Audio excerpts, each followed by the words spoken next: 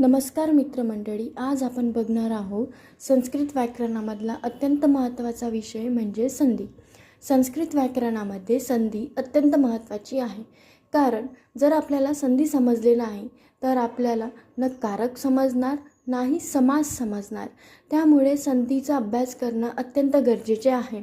युनिव्हर्सिटीच्या हिशोबाने बघितलं तर संधी एकूण 15 मार्काला आहे. त्यामुळे जर आपण संधी हा भाग चांगल्याने केला तर आपले 15 मार्क कुठेच जाणार नाही.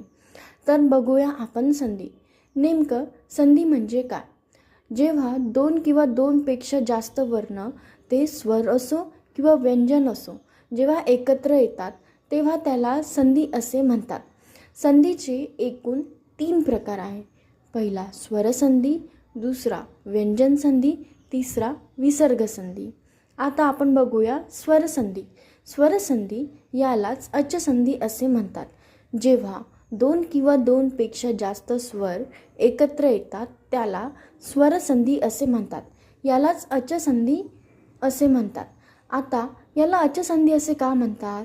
माहेश्वर सूत्रामध्ये अच प्रत्याहारमध्ये सर्व स्वर येत असल्यामुळे त्याला अचसंधी असे म्हणतात. स्वर संधीमध्ये एकूण 8 प्रकार येतात.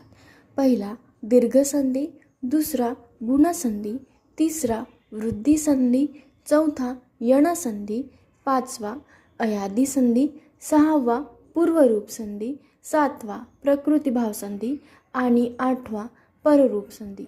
आता आपण एक एक करून सर्व प्रकारे संधी पाहूया.